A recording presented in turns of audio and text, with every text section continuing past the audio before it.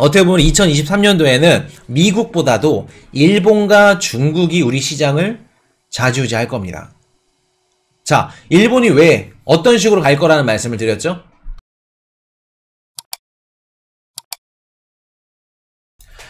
자, 일본 관련해서 좀 말씀을 드릴게요. 자, 내일이랑 내일 모레 일본에서 이제 통화정책 회의가 있습니다.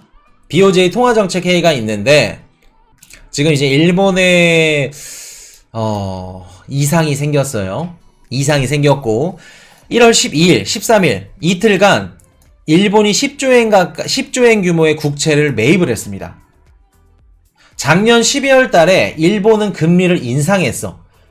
좀 디테일하게 들어가면 일본이 금리 인상을 한 건 아니지만 YCC, 일드 커브 컨트롤이라고 0.25%가 넘어버려, 국채금리가. 그러면 일본 정부가 다 매입을 해. 근데 그 0.25를 0.5로 올렸죠. 이게 시장에서 받아들인 효과는 야, 일본도 금리를 올렸구나. 못 버티고 금리를 올렸구나. 금리 인상으로 받아들인다는 말씀 드렸었죠. 근데 0.5로 올렸는데 0.5가 이게 넘어버렸어. 자, 이틀 연속 0.5 돌파. 그러면 일본 정부는 약속한 대로 어떻게 해요? 야, 0.5 넘었구나. 사야겠다. 매수해야겠다. 이틀 동안 10조엔 규모의 국채를 매입했습니다. 그러면 일본이 국채를 계속해서 이렇게 매입을 해. 그러면 일본 채권을 거래하는 채권 투자자들은 어떻게 할까? 금리가 0.5 막 넘어버리니까 어떻게 돼요? 금리가 올라간다는 건 뭐예요? 일본 채권의 가격이 떨어진다는 거죠.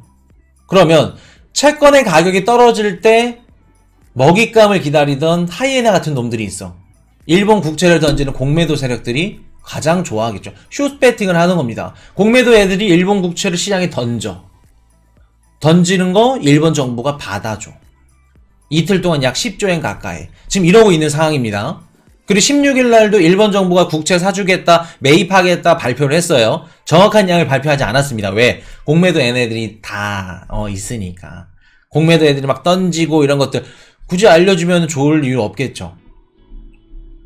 자, 그래서 시장은 지금 어떻게 생각해요? 일본이?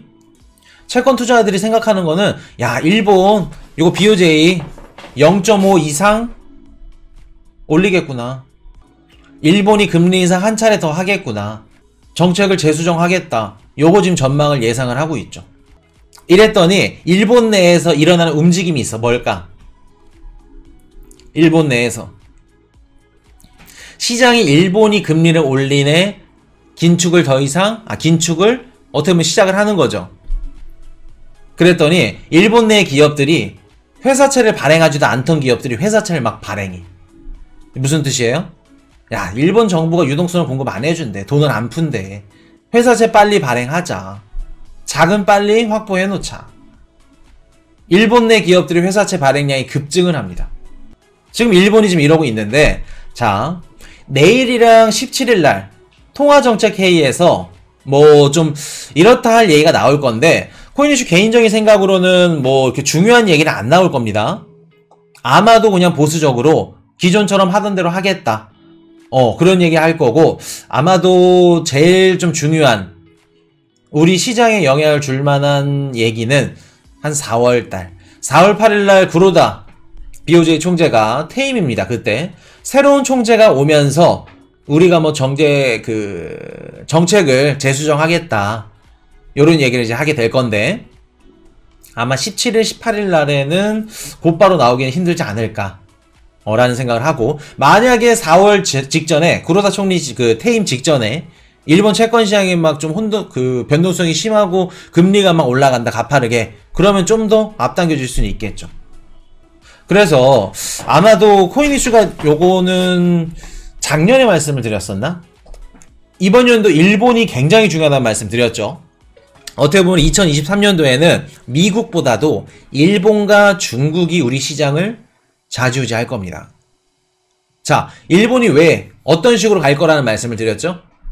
일본은 금리를 들어 올린다는 말씀을 드렸습니다. 어떤 분들이 이렇게 말씀하시더라고요. 일본은 부채가 많아서 금리를 못 들어 올려.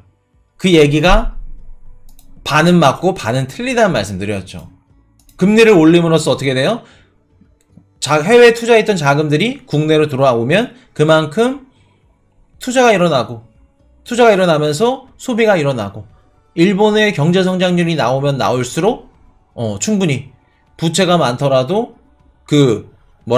부채가 많은 거를 상쇄시킬 수 있다라는 말씀을 드렸었죠. 일본은 금리를 올릴 수밖에 없다. 왜? 미국과 공조를 하기 때문에 미국과 공조 정책 작년 연초부터 미국이 미친 듯이 급격하게 금리를 올렸죠. 그때 일본은 그냥 묵묵하게 받쳐줬어. 일본도 같이 금리를 들어 올렸다? 아니죠. 묵묵하게 받쳐주고 연말 미국의 금리가 어느 정도 고점이 됐을 때부터 일본이 금리를 들어 올리기 시작합니다. 이게 미국과 일본의 공조 정책이에요. 자, 그러면 일본은 이번 연도 금리를 올릴 건데 어떤 식으로 올릴 거냐? YCC, 일드 커브 컨트롤 요거를 0.5에서 0.75로 올리던가 아니면 이 YCC 정책을 없애는 방향으로 흘러갈 확률이 굉장히 높습니다. 자, 근데 이렇게 생각하시는 분들이 계실 거야.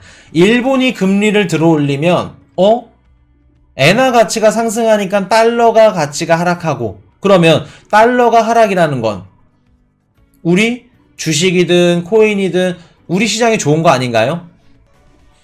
틀린 말은 아닙니다. 틀린 말은 아니에요. 근데 맞는 말도 아니다. 자, 일본이 금리를 올려. 그러면 일본의 10년물 국채금리가 올라간다는 뜻인데 국채금리가 올라간다는 건 채권 가격이 어떻게 된다는 거예요? 일본의 채권 가격은 떨어진다는 겁니다. 자, 그러면 일본의 채권 가격이 떨어진다는 건 일본의 국채를 누군가 일본 국채를 갖고 보유하고 있는 기관이나 연기금이나 이런 기관들은 어떻게 될까? 뭐 시장의 매도세로 나올 수 있겠지만 손실을 보겠죠. 손실을 볼 겁니다. 이게 좋은 걸까? 2021년도 말 기준 국민연금, 우리 한국 국민연금 기금의 뭐라 그럴까? 그냥 국민연금 기금을 할게요.